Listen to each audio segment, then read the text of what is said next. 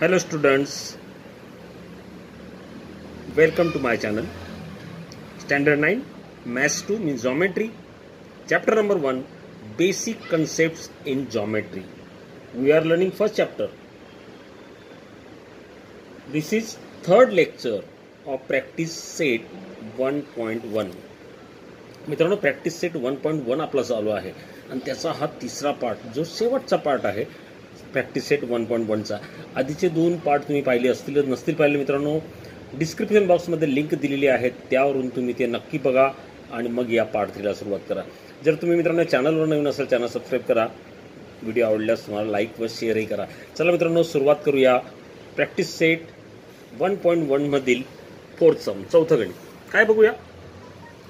On a number line, point ABC are such that distance AC is equal to 10, distance CB is equal to 8. Find distance AB.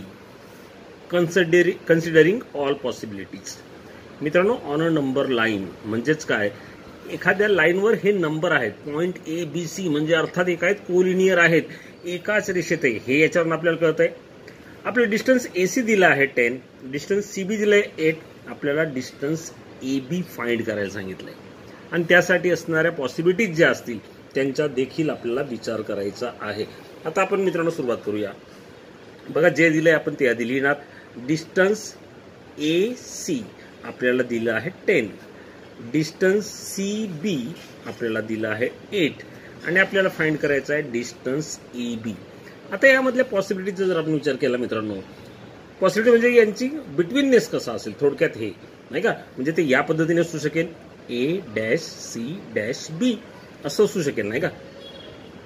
म्हणजे point C lies between A and B. आपण आकृती काढून बघूया मित्रांनो. इथे मी एक line काढली आहे. Suppose A is here and last B is here. A', C', B means C lies between A and B. So C lies between A and B. So distance AC is equal to 10 means this distance is equal to 10. Okay. Distance CB means BC. हेच distance आहे का. दिस is 8. हे झालंय. जर समजा A', C', B ही जर आपण possibility घेतली तर अशी आकृती तयार होईल आणि आपल्याला विचारलं काय, distance AB. Obviously distance AC plus distance CB जर केलं तर डिस्टन्स AB आपल्याला मिळणार आहे. So we get answer.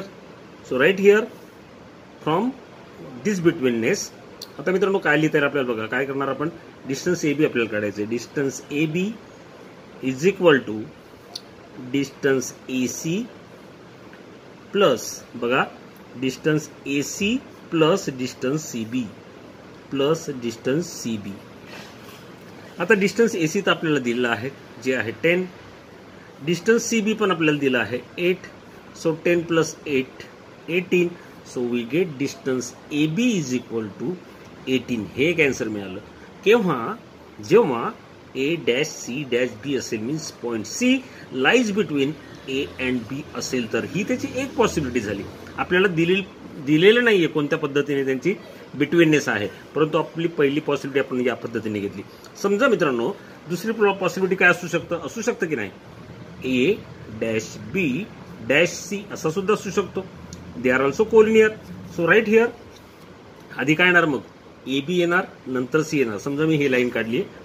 आता इथे मी लिहितो A, इथे मी लिहितो समजा B आणि इथे लिहिला मी C. ओके.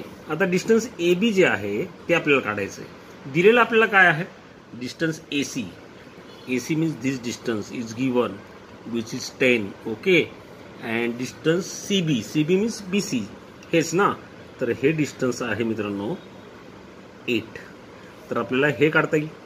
तो ऑब्व्हियसली इथे सुद्धा काय येणार, distance AC is equal to distance AB plus distance BC according to this betweenness. ही दरम्यानता बघून आपल्याला ते करता येईल. तर लिहूया डिस्टन्स AC बघा, डिस्टन्स किंवा यांची बेरीज करूया. डिस्टन्स AB प्लस याची plus distance BC is equal to distance AC. मित्रांनो सोपं आहे बघा, नीट लक्षात घ्या. मी काय केलं, डिस्टन्स AB आधी घेतला, नंतर डिस्टन्स BC घेतला, म्हणजेच डिस्टन्स AC मला मिळाला. आता यापैकी गिव्हन काय आहे ते आपण बघूया. डिस्टन्स BC मीन्स CB, लक्षात घ्या. CB आपल्याला दिला 8. सो राईट हिअर प्लस, हा तर दिलेला नाही, फाइंड करायचा आहे. So right here distance AB, distance BC is 8 and distance AC म्हणजे हा पूर्ण 10 दिलाय तो आपल्याला. So right here 10. We have to find distance AB. मग 8 इकडे नको, 8ला तिकडे घ्या. So distance AB is equal to 10 minus 8.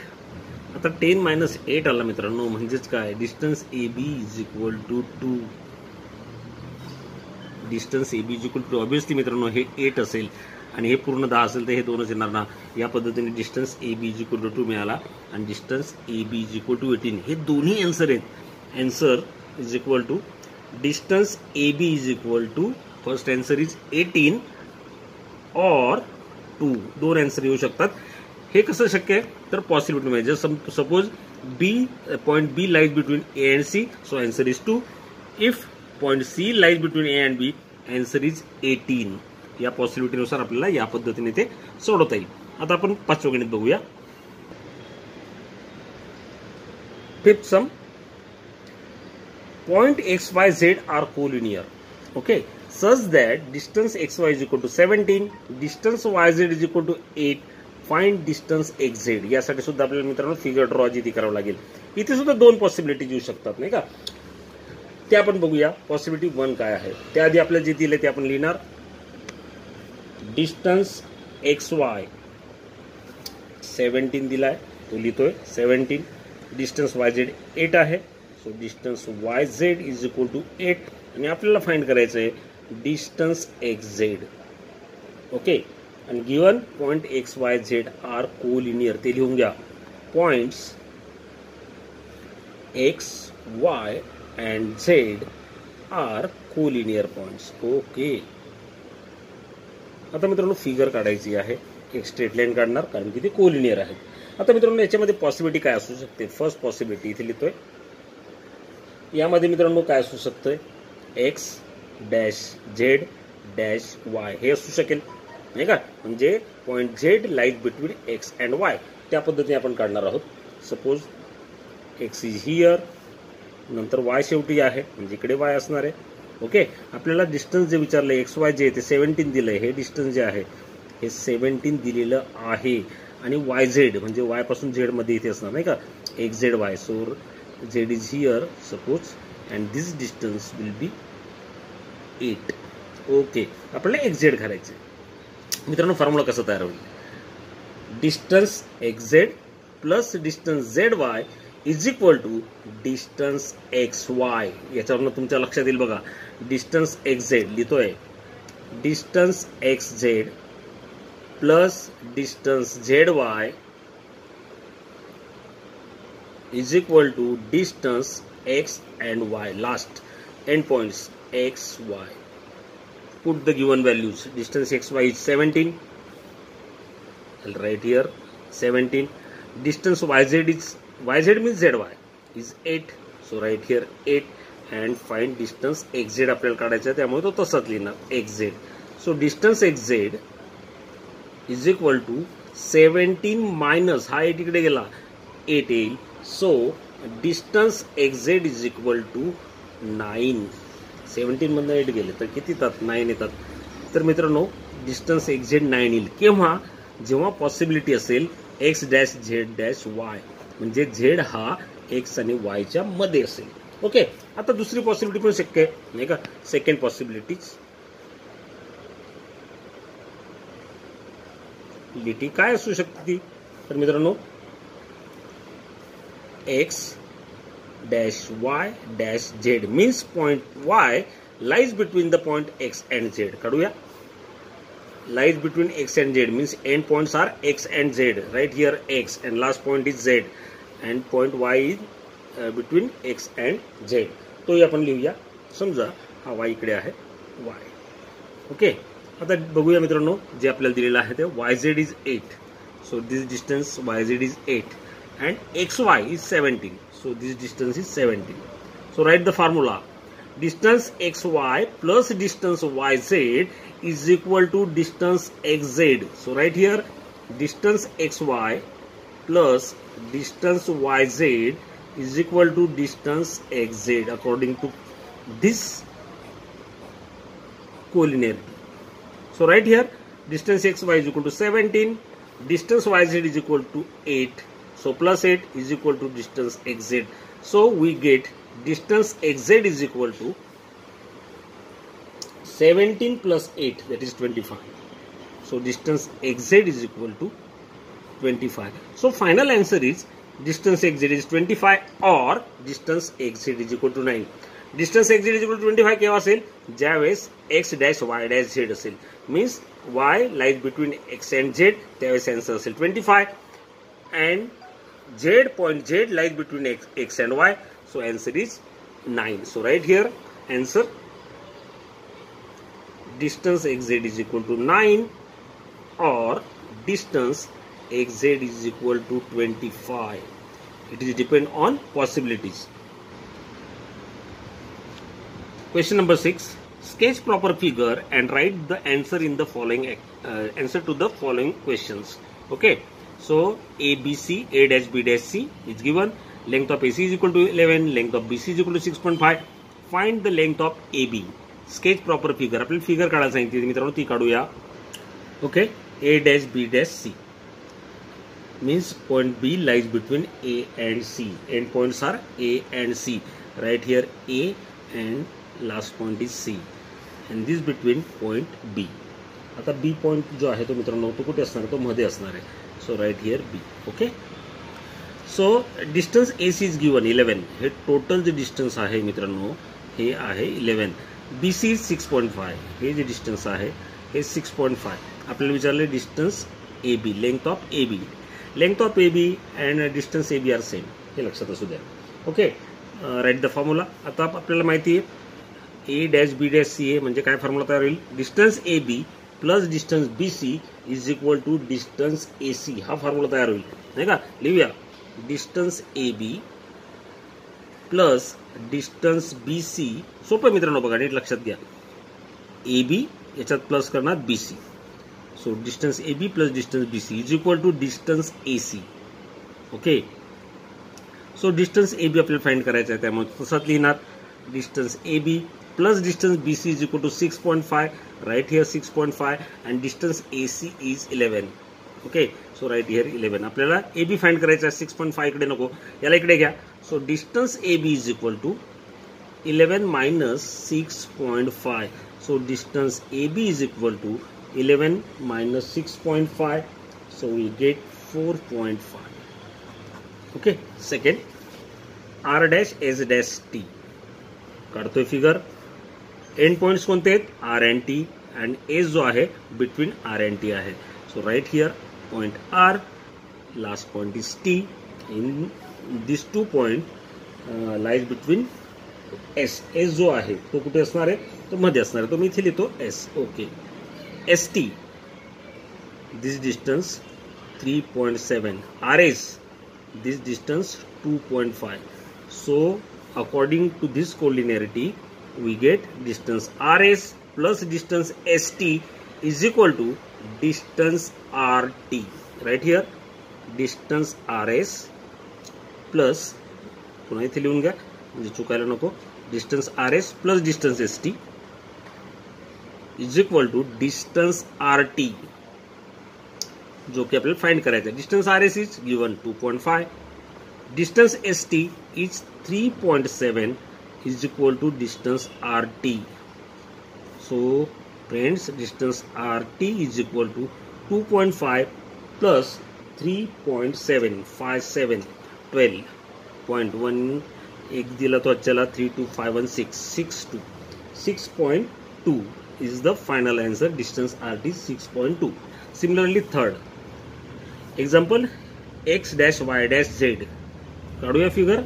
End points are X and Z आणि वाय पॉइंट हा कुठे असणार आहे? त्यांच्या मध्ये असणार आहे. So right here Y. Okay. So distance X Z is equal to 3√7. X Z means this distance. Okay, which is 3√7. And distance xy is this only √7. So we find distance yz. We have to find distance yz. Okay, x dash y dash z.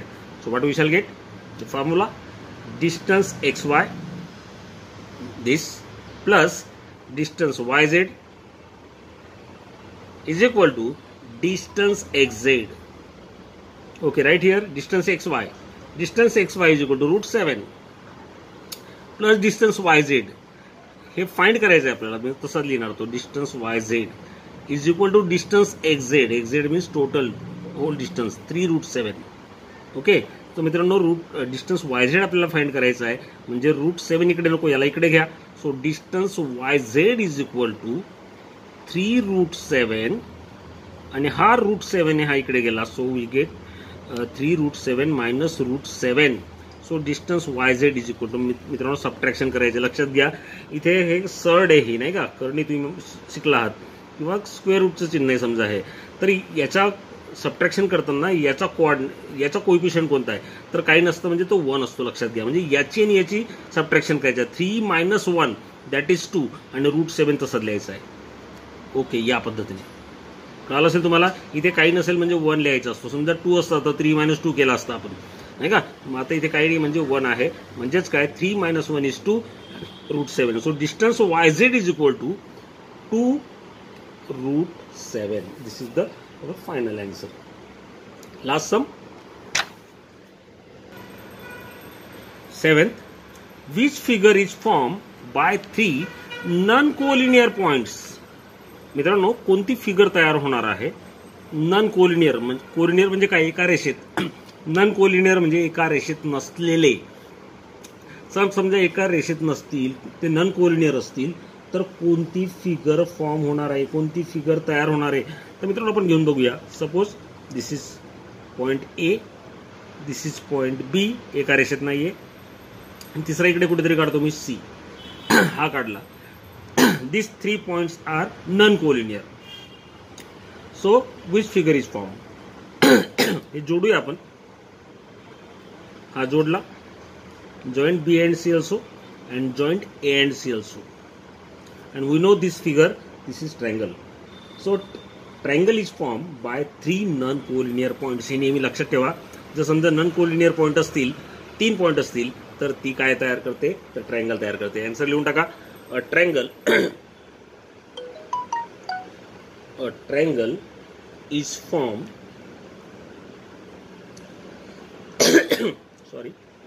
by 3 non-collinear points.